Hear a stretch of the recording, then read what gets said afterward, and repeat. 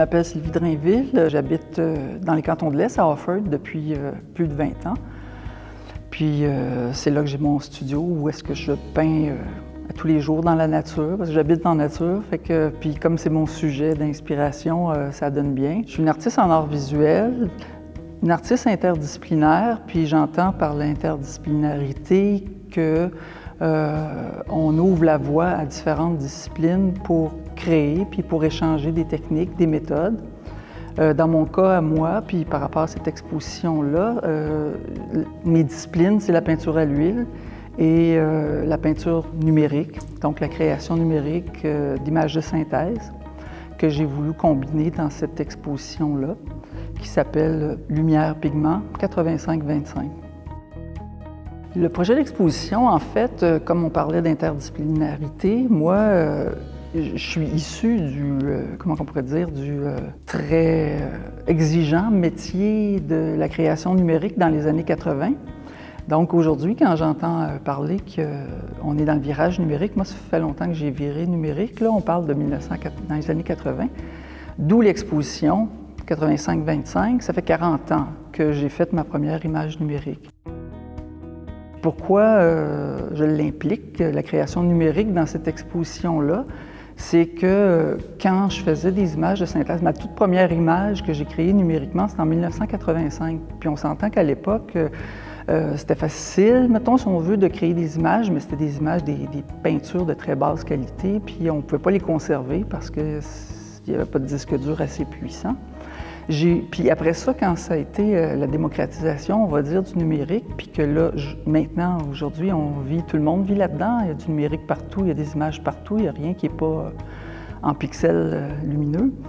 Je me suis tannée un peu du numérique, donc j'avais laissé complètement de côté, puis depuis à peu près 5-6 ans, j'ai eu envie de mettre ensemble deux passions, la peinture à l'huile puis le numérique, mais à ma façon. J'ai eu envie d'utiliser les mêmes techniques que j'utilisais, des techniques totalement primitives là, en 1985, pour créer des objets très simples aussi à l'ordinateur. Puis j'ai eu envie de créer des paysages dépouillés, très simples, à la manière de 1985, mais avec la puissance des ordinateurs d'aujourd'hui et puis la possibilité d'imprimer sur différents supports.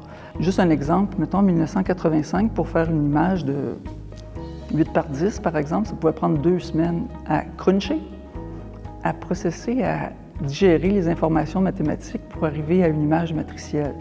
Aujourd'hui, on parle d'une résolution d'image de 4K, puis on parle de 20 minutes là, pour exécuter.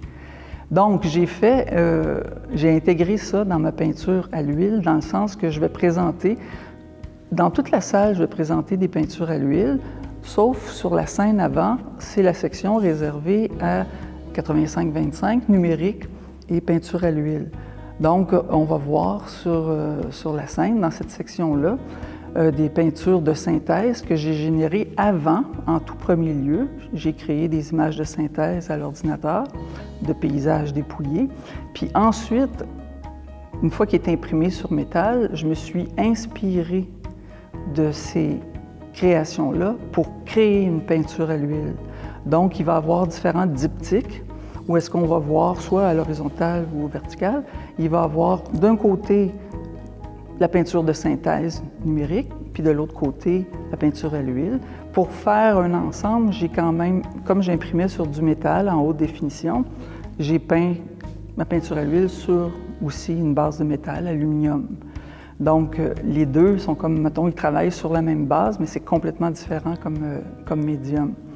Puis l'idée est venue du fait que je me suis posé la question, est-ce qu'aujourd'hui, quelqu'un, tu sais, tellement qu'on est absorbé puis bombardé d'images numériques, je dis, est-ce qu'on est encore capable d'apprécier une image numérique statique, donc qui n'est pas en mouvement, c'est pas un film, c'est pas une vidéo, c'est pas une projection, c'est vraiment, est-ce qu'on est encore, nous, humains 2025, capables de se placer devant, comme sur n'importe quelle œuvre originale peinte, puis être ému, être touché, être attiré, puis être capable aussi d'apprécier et de voir que c'est, puis se laisser transporter.